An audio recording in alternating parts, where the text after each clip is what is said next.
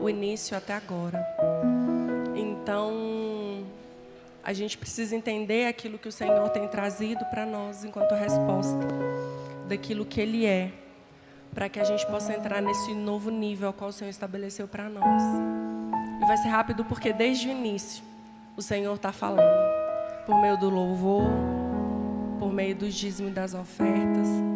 E eu só quero trazer uma breve reflexão daquilo que o Senhor entregou nesses últimos dias. Desde o ano passado, o bispo propôs para nós, igreja, o propósito de oração para a igreja. Quem está participando do propósito de oração? Gente, só essas pessoas. Então você vai aprender no meio da palavra. Porque você não tem recebido daquilo que o Senhor quer entregar para a sua vida. Porque a gente faz parte de um corpo, como foi dito aqui. Nós precisamos estar inseridos nesse corpo, fazendo parte daquilo que foi estabelecido pelo líder. Se você faz parte desse ministério, você está convocado a entrar no propósito de oração. Amém? E o Senhor me trouxe uma palavra. Já tem alguns dias, as quais, fora o propósito que nós estamos fazendo, estabelecido pelo líder, as pastoras entraram num propósito por meio de uma direção de Deus dessa palavra que eu quero compartilhar com vocês. Está lá em Joel 2.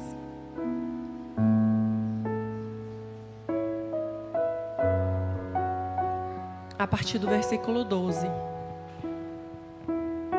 Diz assim: Agora, porém, declara o Senhor, voltem-se para mim de todo o coração, com jejum, lamento e pranto. Rasguem o coração e não as vestes. Voltem-se para o Senhor, o seu Deus. Pois Ele é misericordioso e compassivo, muito paciente e cheio de amor. Arrepende-se e não envie a desgraça. Talvez Ele volte atrás. Arrependa-se e, ao passar, deixe uma bênção. Assim vocês poderão fazer ofertas de cereal, ofertas derramadas para que o Senhor, o seu Deus, toquem a trombeta em Sião, declarem jejum santo, convoquem uma assembleia sagrada, reúnam o povo, consagrem a assembleia, ajuntem os anciãos, reúnam as crianças, mesmo as que mamam no peito, e aos recém-casados devem deixar os seus aposentos. Que os sacerdotes que ministram perante o Senhor chorem entre o pórtico do templo e o altar, orando. Poupa, Senhor, o teu povo. Não faça da sua herança objeto de zombaria e de chacota entre as nações. Porque se haveria de dizer pelos povos: onde está o Deus deles? Senhor, meu Deus e meu Pai, no nome de Jesus, eu quero te dar graça. Eu quero te dar graça, Senhor, porque a tua palavra diz que o Senhor não faz nada sem antes avisar os seus amigos, os profetas. Então, no nome santo do Senhor Jesus, abre os nossos corações, o nosso entendimento. Que a tua palavra, que é viva e eficaz, encontre no nosso coração terreno fértil para que ela possa ser frutificada a 100 por 1 do propósito ao qual ela foi liberada. Pai, no nome santo do Senhor Jesus, leva o nosso coração cativo em obediência àquilo que é a tua palavra. E por meio daquilo que tu és, que nós possamos viver em obediência, para que esse tempo oportuno que foi estabelecido para as nossas vidas se cumpram. No nome de Jesus. Amém. Gente, é uma responsabilidade, né?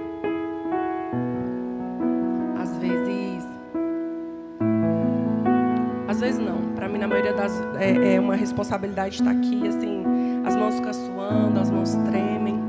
Mas a gente precisa ser fiel àquilo que o Senhor trouxe para nós.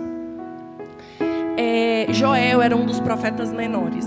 E não era por causa da estatura não, viu, queridos?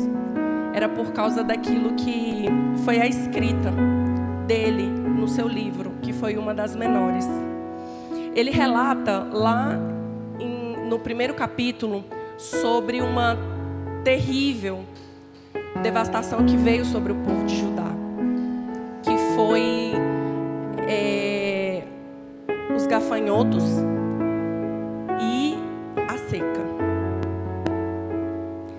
Agora você imagina isso para um povo que dependia da agricultura. Quando falta alimento, faltava o quê? Recurso. E o povo estava vendo um tempo em que havia muita desolação financeira por causa disso. E o profeta interpreta essa seca e esse tempo para o povo como um tempo de juízo de Deus contra o seu povo. Porque apesar de serem frequentadores de culto e estarem na igreja, o coração do povo já estava longe do Senhor. O coração do povo já não adorava ao Senhor com interesse, com verdade e com aquilo que o Senhor estabeleceu ao povo para que fosse feito. O povo, logo que deixou de servir o Senhor com o coração, se afastou daquilo que era o propósito. E assim como Joel, outros profetas menores foram incumbidos de trazer e chamar o povo ao arrependimento e entregar uma adoração novamente, genuína a Deus. E aí eu quero chamar a sua atenção, quero esclarecer algumas coisas com vocês. A função do sacerdote, naquela época, era ensinar sobre a lei. Mas era o profeta que levava o povo ao arrependimento. A levar o povo ao conhecimento daquilo que estava fazendo de errado. Todas as vezes que Deus quis mudar a vida de um povo, de uma nação, ou trazer juízo sobre uma nação, Ele levantou um profeta para trazer direção para aquele povo e falar daquilo que aconteceria. O Senhor nunca fez nada, querido, sem nos avisar e sem trazer para nós com clareza daquilo que estava acontecendo. Do mesmo jeito que o Senhor fez naquela época, o Senhor tem trazido para nós. Deus tem levantado profetas para dizer para nós daquilo que tem acontecido nesse tempo. E é exemplo daquilo que aconteceu. O mesmo Deus que se manifestou lá no passado é o mesmo que está nos convidando hoje, enquanto igreja, aquilo que é o arrependimento. Eu vi a pastora Lília ministrar e falar sobre abrir os nossos corações. Muitas vezes o louvor vem, o pastor para pregar vem e está falando, e o louvor cantando, ministrando, e a gente está como aqueles que dormem. Mas o Senhor tem nos chamado para esse tempo de arrependimento, para esse tempo onde o Senhor quer e deseja estar conosco. Não basta só estar na presença do Senhor, queridos, pedindo daquilo que Ele pode oferecer, se nós não queremos entregar a Ele. Se nós não queremos entregar a Ele aquilo que lhe é devido. E vou falar uma coisa para vocês. Eu sei que tem muita gente preocupada hoje por causa daquilo que são os acontecimentos no mundo. Não é só no Brasil, não. Aquilo que são os acontecimentos no mundo. Mas o mesmo Deus que operou lá é o mesmo Deus que opera aqui hoje para chamar a nossa atenção para o centro da vontade dEle, para reestabelecer aquilo que é o propósito. Porque uma vez que nós saímos do centro da vontade de Deus, Ele sabe como nos realinhar e nos reposicionar aquilo que é o propósito. E o Senhor sabe onde tocar para nos reposicionar aquilo que é o centro da vontade dEle. Eu sei que tem muitas pessoas que estão preocupadas com aquilo que é o cenário do mundo. E vou dizer uma coisa para vocês, eu nunca vi a igreja do Senhor se levantar como igreja para orar por um propósito na igreja. Estou dizendo global, estou dizendo mundial. Como eu vi a igreja do Senhor desde o ano passado, todas as igrejas do Brasil e fora do Brasil, orando por causa de um sistema eleitoral, para que um sistema não fosse trazido para o Brasil. E vou dizer para você, e aí eu me responsabilizo também, porque tudo que está acontecendo é responsabilidade nossa enquanto igreja, porque se chegou ao nível que chegou é porque eu e você enquanto igreja falhamos naquilo que nós deveríamos ser resposta. E o Senhor tem nos chamado para esse tempo, para que nós possamos ser a resposta que o mundo precisa. Não basta só estar dentro da igreja. Aquele povo de antigamente frequentavam os cultos, mas entregavam a Deus de qualquer forma. E nós temos visto hoje a mesma coisa. Sabe por que nós estamos tão preocupados com aquilo que são as nossas coisas, o nosso emocional, o nosso financeiro, que nós vamos para a presença do Senhor para pedir daquilo que nos falta. Esquecemos de entregar a Ele aquilo que é devido: louvor, a honra, a glória e a adoração. Nós começamos a fragmentar Deus, a colocar Ele nas caixinhas, nas nossas caixinhas, porque nós olhamos para aquilo que são as nossas necessidades, ao invés de olhar para Deus como um todo. Quando nós entendemos aquilo que Ele é e de onde nós viemos, que a nossa pátria não é aqui, o nosso lugar não é esse, nós começamos a orar e a buscar por aquilo que Deus é, independente daquilo que Ele pode fazer por nós. Quem que é profeta de Deus? Nós temos profetas de Deus aqui. Então você tem uma responsabilidade. A do sacerdote é ensinar sobre ele, e a sua é quando você vê uma pessoa pecando, errando, é trazer a ela o conhecimento daquilo que ela está fazendo de errado e reposicioná-la aquilo que é o propósito.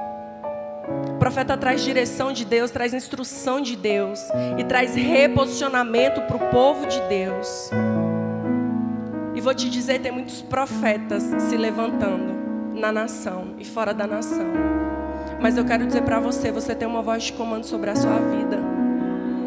E ela vem do Senhor dos Exércitos. Ela é uma só. E a palavra de hoje é: arrependei-vos. Talvez não fosse isso que você tivesse vindo buscar hoje, mas já tem dias que o Senhor tem falado comigo acerca daquilo que é o propósito, acerca daquilo que Ele está querendo. Terça-feira, domingo foi um culto extraordinário, com um mover, manifestação do Espírito. Terça foi extraordinário. E eu estava bem no meu lugarzinho, quietinha. Deus levantou um homem de Deus para falar comigo exatamente sobre essa palavra. Eu falei: Deus, mas é uma palavra muito dura. Eu não posso entregar aquilo que vai ferir.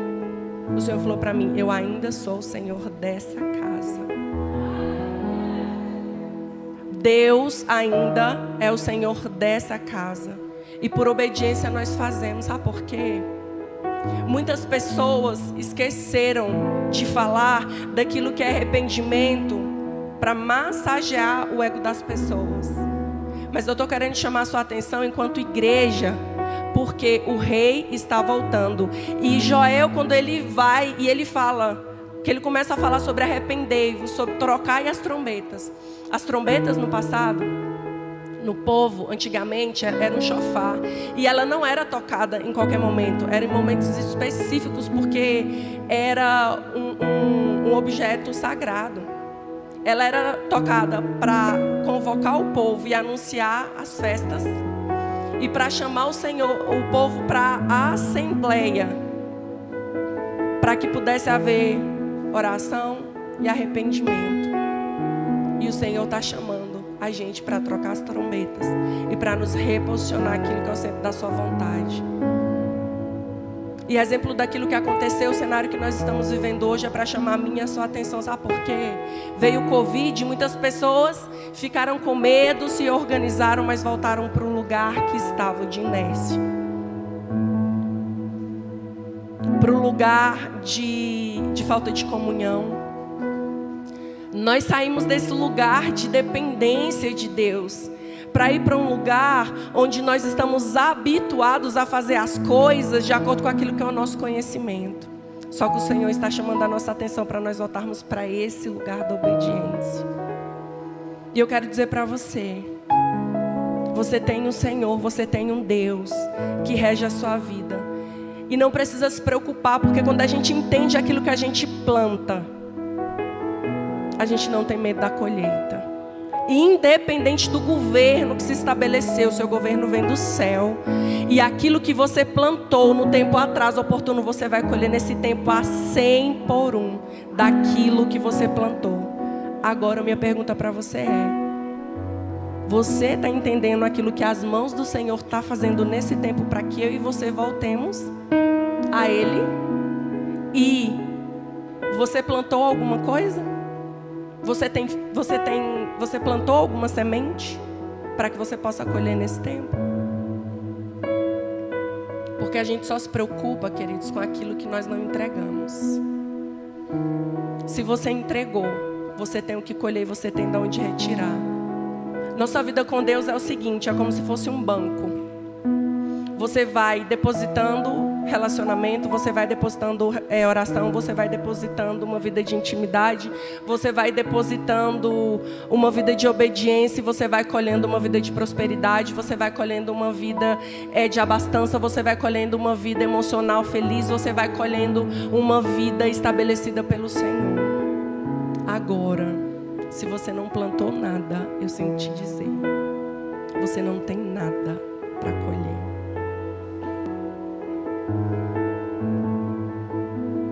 Mas o Senhor é bom. E a Bíblia diz que as suas misericórdias duram para sempre. E o profeta vem com essa missão de nos nortear e dizer para nós aquilo que nós precisamos fazer. O profeta era aquela espécie de homem escolhido por Deus para quando aquele que era estabelecido, enquanto líder ou sacerdote, rei, juízes falhava, ele vinha. Quando esses falhavam, não cumpriam a missão e a função para a qual eles foram estabelecidos, Deus mandava o profeta para reposicionar o povo naquilo que eles foram chamados para fazer e executar. Graças a Deus, nessa casa nós temos sacerdote, nós temos profeta. Nós somos ensinados sobre as leis, mas também nós somos posicionados naquilo que é o caminho que nós devemos seguir. Se está te faltando conhecimento, a Bíblia diz que a gente pode buscar a sabedoria que Deus dá deliberadamente. Está na hora da gente se reposicionar como igreja do Senhor para esse tempo. E o profeta veio naquele tempo para anunciar também a vinda, o grande dia, a segunda vinda do Senhor. Você está preparado? Porque, como eu falei, a gente vai para a presença do Senhor para pedir muitas coisas. Mas uma vez que eu tenho uma vida de intimidade, de comunhão, uma vez que eu tenho uma vida de obediência, para mim é fácil fazer aquilo que foi estabelecido. Porque se eu cumpro o princípio me estabelece. E eu consigo viver e fazer a colheita daquilo que o Senhor trouxe. Você tem conseguido ser fiel àquilo que o Senhor tem trazido e àquilo que é a sua missão? Você tem conseguido ir para a presença de Deus e pedir arrependimento? Sabe qual é o problema? Muitas vezes a graça do Senhor é um favor imerecido que Ele tem sobre as nossas vidas, mas isso tem nos dado a falsa impressão de que nós podemos desobedecer e pecar deliberadamente ao ponto de não fazer mais aquilo que são os princípios, achando que só o remorso, ao invés do arrependimento, vai fazer com que aquilo que são as bênçãos do Senhor permaneçam sobre a minha vida. Há uma diferença entre remorso e arrependimento, tá? Remorso é quando me dá uma inquietação na mente por causa da falta que eu cometi. Arrependimento não, me dá uma angústia, me dá um pesar ao ponto de fazer eu voltar ao caminho, pedir perdão e não cometer mais. Quem sente remorso, queridos, volta a pecar. Quem se arrepende, não naquele pecado. Sabe por quê? Quando nós entendemos o princípio, nós somos estabelecidos na palavra. O Senhor está chamando a gente para esse tempo, para sermos resposta dEle para essa terra. O mundo está entrando em colapso e a responsabilidade é minha e sua, de fazer com que a ordem das coisas sejam estabelecidas. Porque nós temos um Deus que nos chamou das trevas para a sua infinita luz, para que nós pudéssemos ser balizadores dele para esse tempo. E o que você tem feito com aquilo que é o seu dom, com aquilo que é a unção que Deus te deu, com aquilo que o Senhor confiou nas tuas mãos? Sabe qual é o problema? E eu digo de altar, quando eu digo de altar, é porque eu faço parte de um. A gente está muito preocupado com isso aqui, mas a gente esquece que nós somos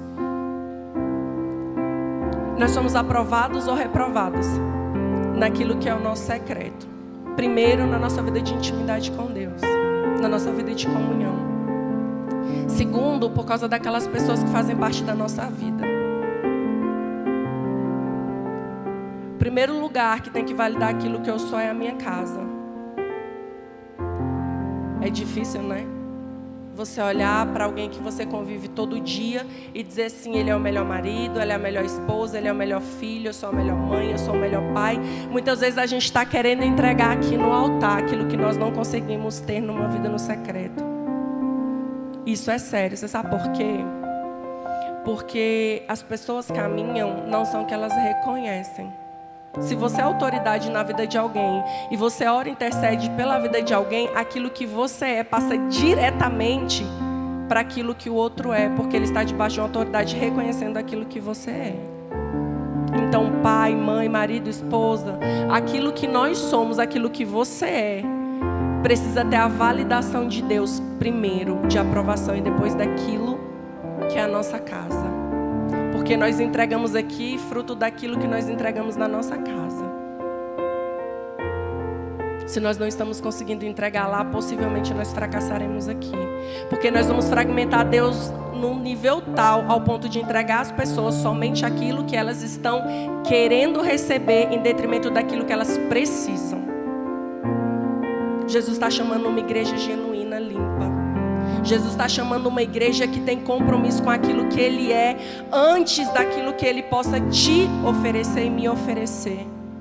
Aí eu acho bonito, a gente vem para a presença do Senhor, foi cantado aqui. Meu noivo esperado, eu abro a minha casa. Nós chamamos o Senhor enquanto noivos, noivas. Queremos estar com Ele na eternidade. Nós vamos estar na eternidade. Nós só precisamos ter a certeza de que é com Ele. Nós chamamos o Senhor enquanto noivo, mas muitas vezes nós estamos tratando-o como se nós fôssemos homens e mulheres levianos, tratando como amante. E Ele não foi chamado para isso. Ele foi chamado para ser a primazia na nossa vida, o primeiro, o único, o início e o fim de todas as coisas. Vou te falar, o seu Pai, o seu Senhor, o seu Rei, Ele pode fazer infinitamente mais daquilo que você pede ou pensa. Mas esse é o tempo que o Senhor está nos chamando para um alinhamento de acordo com aquilo que é a vontade dEle, que é boa, perfeita e agradável.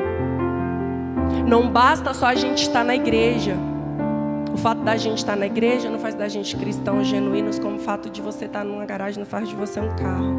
Nem todo mundo que está dentro de uma igreja, de fato, tem vontade de entregar a Deus aquilo que lhe é devido.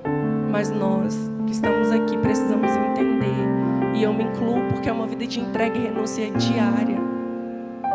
Pior para quem está no altar, porque a gente tem que olhar para aquilo que são as nossas falhas todo o tempo, pedir perdão e não voltar para o lugar qual o Senhor nos tirou.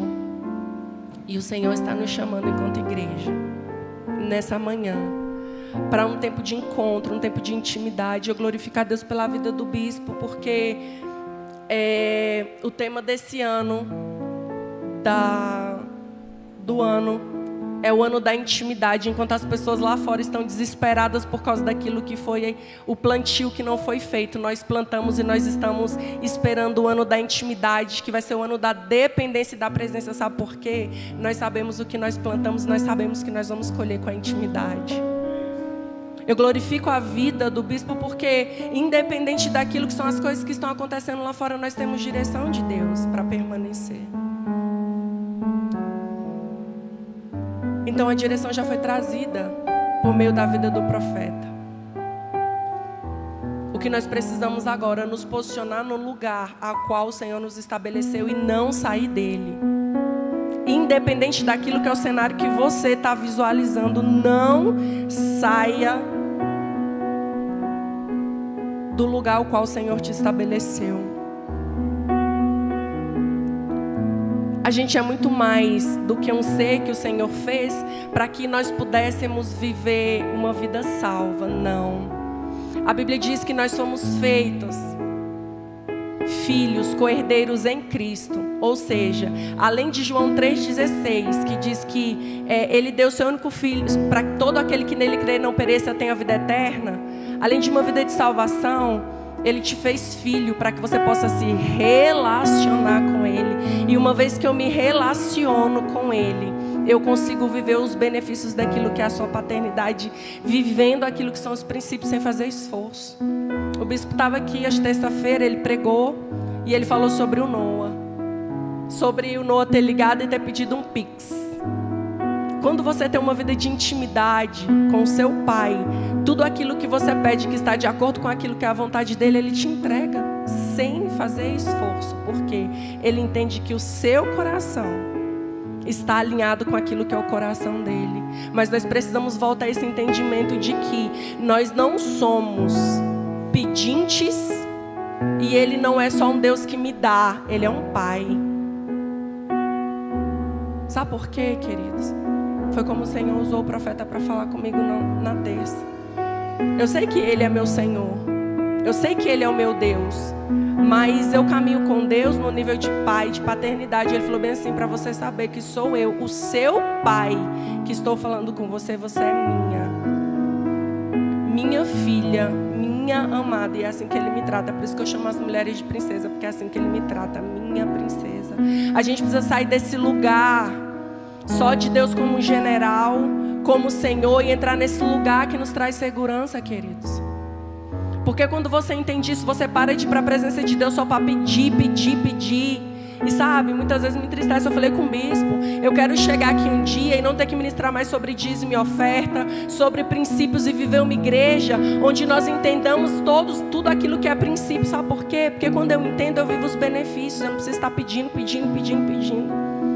Eu vou estar tão alinhada, nós estaremos tão alinhados com aquilo que é a vontade do Senhor, que Ele vai realizar o desejo do nosso coração. Sabe por quê? Você vai estar tão alinhado àquilo que é o propósito, que você não vai precisar fazer esforço mais. Porque tudo aquilo que o seu coração desejar, que estiver de acordo com aquilo que é a vontade dEle, Ele vai te entregar. Porque a Bíblia diz que Ele é galardoador, mas Ele não é irresponsável. Sabe por que muitas vezes a gente não recebe daquilo que Deus tem para nós? Porque nós estamos igual ao povo. Tínhamos o que fazer, tínhamos como fazer, mas deixamos de fazer. Aí você pensa, o Senhor teve que levar um povo que foi escolhido, que era eleito, ao entendimento e permitir que os gafanhotos viessem, destruíssem todas as coisas e passassem por uma seca para que eles pudessem ser reposicionados àquilo que é o propósito. Quanto tempo mais o Senhor vai precisar permitir certas situações das nossas vidas de dor para que a gente volte para aquilo que é o centro da vontade dEle? O Senhor, esse tempo, está nos chamando para o entendimento daquilo que Ele é. Mas não tem como eu viver uma vida de relacionamento e de intimidade com Deus se eu não entendo que, se eu não abrir mão daquilo que são as minhas velhas práticas, eu não vou poder viver uma vida com Ele. Aquele que pecava, não peque mais. É impossível, queridos. Ah, bispa, mas eu oro. Ah, bispa, mas eu leio a palavra. É impossível você ter uma vida de relacionamento, uma vida de comunhão, uma vida de leitura de palavra, sem que ela transforme aquilo que é a sua vida. Porque a Bíblia diz que o Espírito do Senhor convence o homem do pecado, da justiça e do juízo. Aí a Bíblia vai nos dizer que o povo perece porque lhes falta conhecimento. Mas se você tem uma vida de leitura, você tem conhecimento daquilo que Deus é. Ou seja, se eu tenho conhecimento e eu tenho uma vida de conhecimento da palavra, eu tenho uma vida de intimidade e relacionamento, é impossível que a minha oração não transforme primeiro aquilo que eu sou, para depois ser instrumento de Deus para transformar outras pessoas. O problema é que eu estou indo para a presença de Deus pedir aquilo que eu quero em detrimento daquilo que Ele quer. E a conta não fecha.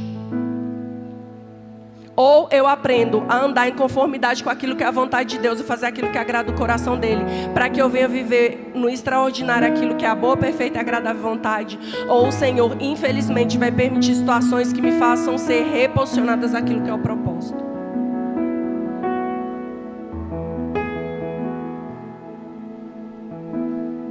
O nosso governo não é daqui.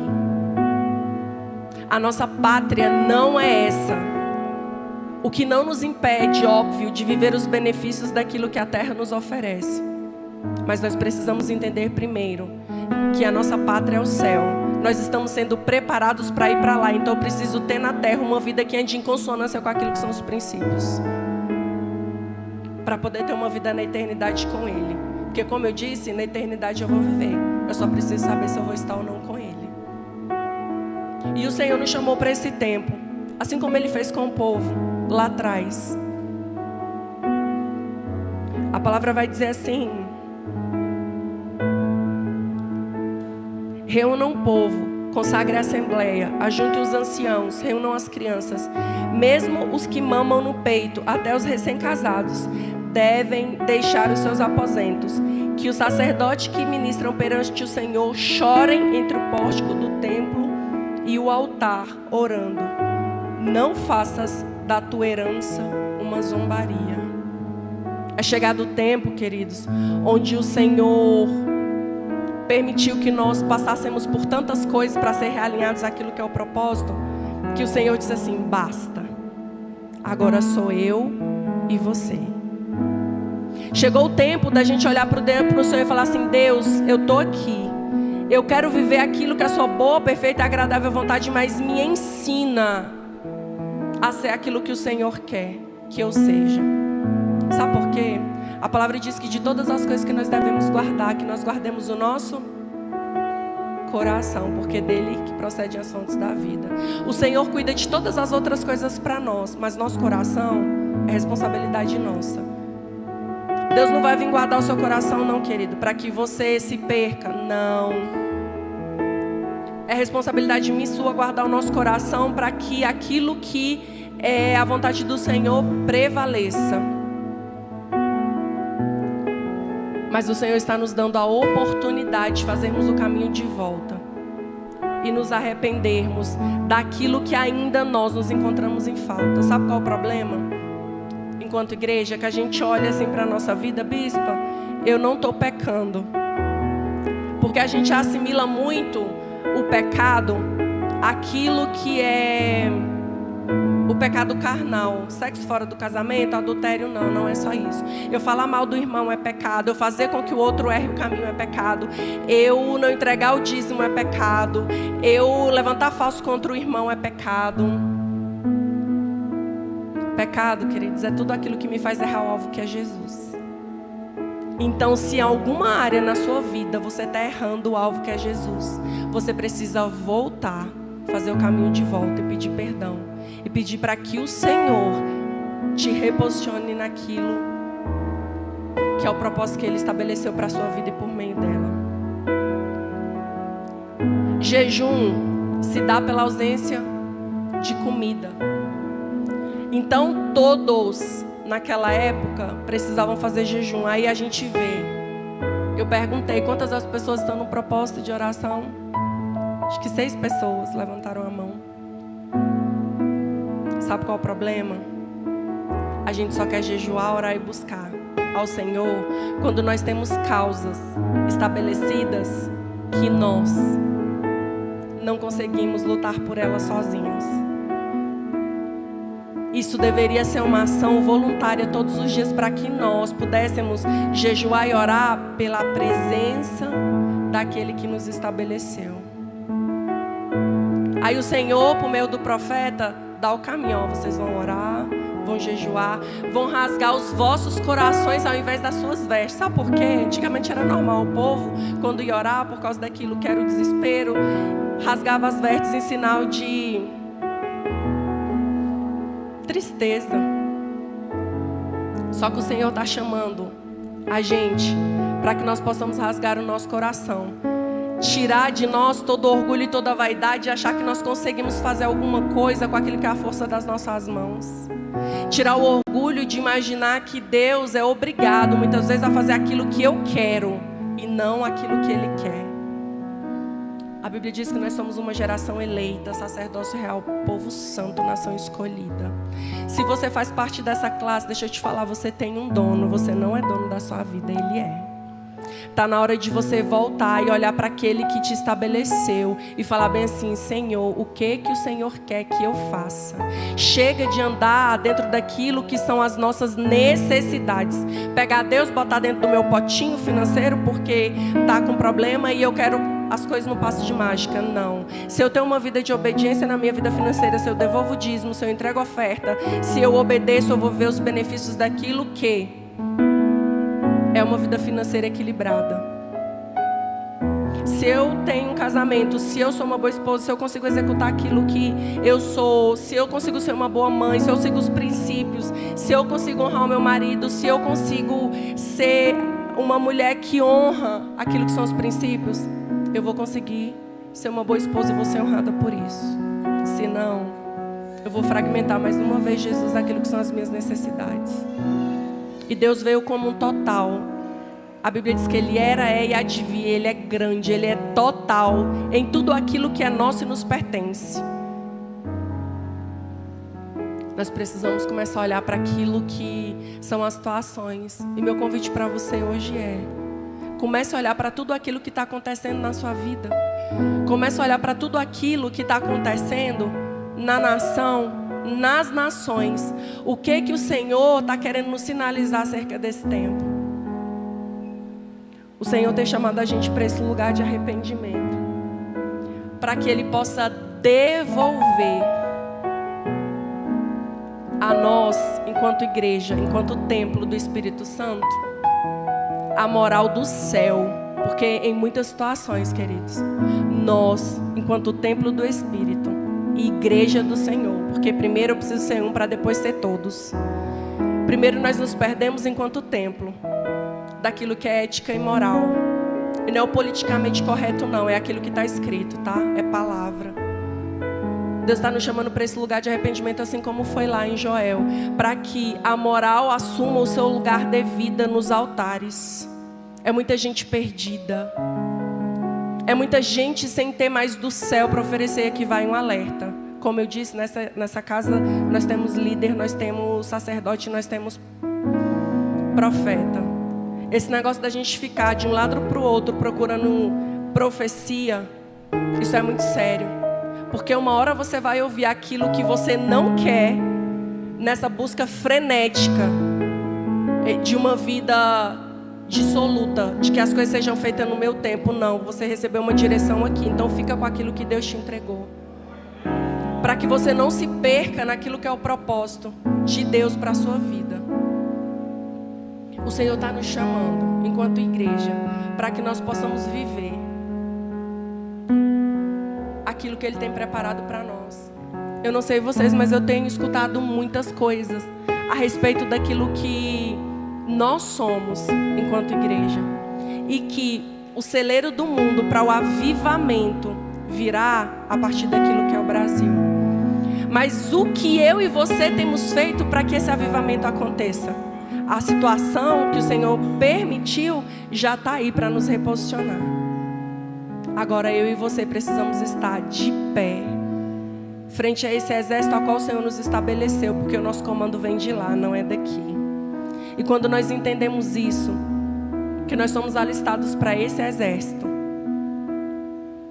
nós conseguimos ser resposta, primeiro para a nossa vida, depois para a nossa casa e depois para os restantes.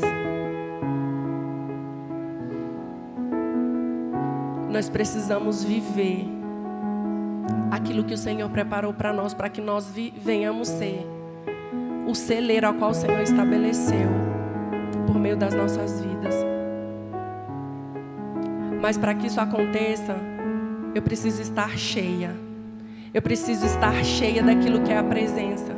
Porque quando eu saio do lugar da obediência, quando eu saio do lugar da comunhão, quando eu saio do lugar que me gera relacionamento, logo eu saio da presença. E sem a presença, Deus não pode gerar nada. Uma coisa a gente aprendeu aqui com o bispo: a presença gera poder, mas o poder não gera presença. E se você está sem a presença, logo aquilo que te resta de poder vai acabar. E você não vai conseguir ser resposta. A gente precisa voltar para esse lugar do arrependimento, queridos. O arrependimento gera transformação, para que aquilo que é o avivamento tão sonhado, que foi estabelecido pelo Senhor, aconteça. E vou te falar uma coisa: a ferramenta que o Senhor usou no passado, lá em Joel, para reposicionar o povo, é a mesma de hoje. Ela não mudou. Ela ainda é a mesma. É relacionamento, intimidade e arrependimento que vai gerar avivamento. A gente só vai conseguir viver tudo aquilo que Deus tem para nós, na inteireza daquilo que Ele é, quando nós entendermos que nós somos chamados para esse tempo agora, para sermos a resposta que o Senhor preparou para nós. Amém. Vamos ficar de pé.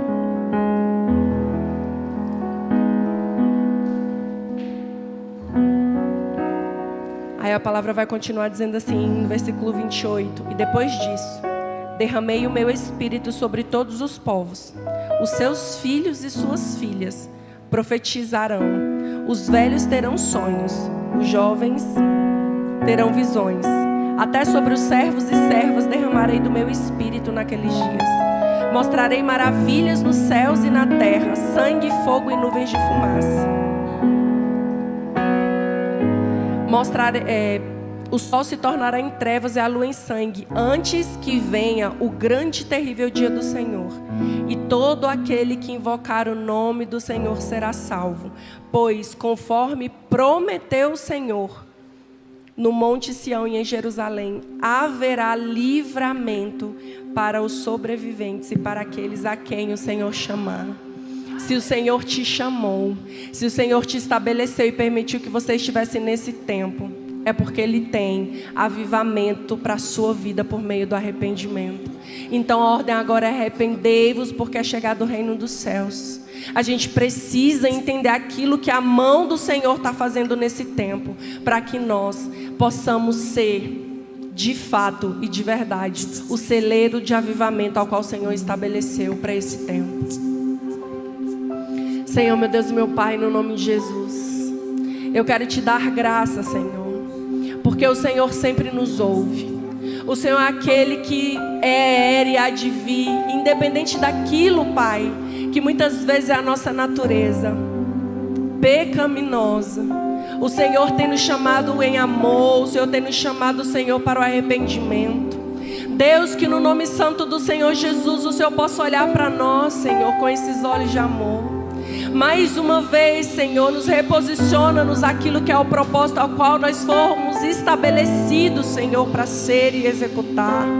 Que a missão a qual o Senhor confiou nas nossas mãos não se perca, Pai, por causa do orgulho e da vaidade, por causa da mentira, por causa do roubo, por causa do adultério, por causa da lascívia.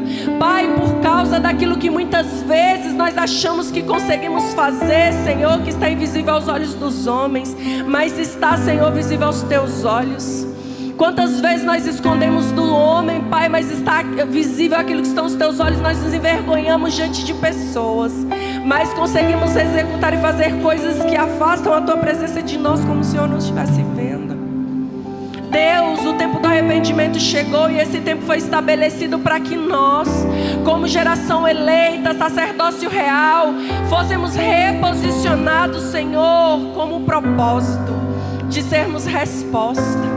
Todas as vezes, Senhor, ao qual o Senhor estabeleceu para mudar um tempo, Senhor, na vida de um povo, o Senhor levantou alguém que fosse enviado, Senhor, para dizer ao teu povo aquilo que precisava ser feito. E nós nos colocamos à disposição. Nós entendemos, Senhor, e te pedimos perdão pelas nossas falhas, gestos, ações, omissões, iniquidades. Pai, nós te pedimos perdão porque nós queremos, Senhor, o avivamento ao qual nós ouvimos tanto. O avivamento, Senhor, que nós ouvimos tanto, Deus, em Pentecostes. Deus, o avivamento que nós desejamos, Pai, nós queremos viver tudo aquilo que o Senhor preparou para nós, mas corrija-nos, Senhor. Corrija-nos, Senhor, em amor e reposiciona-nos. Deus, não permita que nós sejamos envergonhados ou confundidos. Não permita, Senhor, que nós venhamos nos perder, Pai, por causa daquilo que Tu és. Porque muitas vezes, Senhor, por causa da grandeza daquilo que foi entregue nas nossas mãos, nós nos desviamos dos bons caminhos. Pai, então no nome santo do Senhor Jesus, que nós possamos nos converter dos nossos maus caminhos. Que nós possamos orar, Senhor, que nós possamos nos humilhar. Que nós possamos, Senhor, clamar aquilo que é a Tua presença, aquilo que é a Tua essência. Que nós possamos uma vez mais, Senhor, olhar para o Senhor e te pedir, Pai, que o Teu favor, a Tua graça venha sobre aquilo que nós somos, mas de uma forma sobrenatural, Senhor, ao ponto de que aquele que pecava não peque mais, aquele, Senhor, que mentia não minta mais, aquele que adulterava, Senhor, não adultere mais, aquele que profanava, Senhor, não profane mais, Deus. É chegado o tempo, Pai, onde o reino do céu será estabelecido. É chegado o tempo, Senhor, onde nós fomos chamados pelo nome, onde cada um daquilo que nós somos temos uma identidade no Senhor, para que nós possamos viver na totalidade daquele que nos chamou para essa boa obra. Enche esse lugar.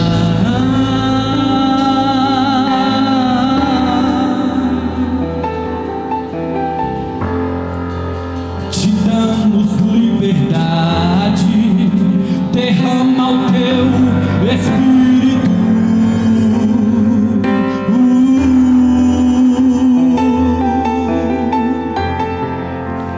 Enche esse ambiente.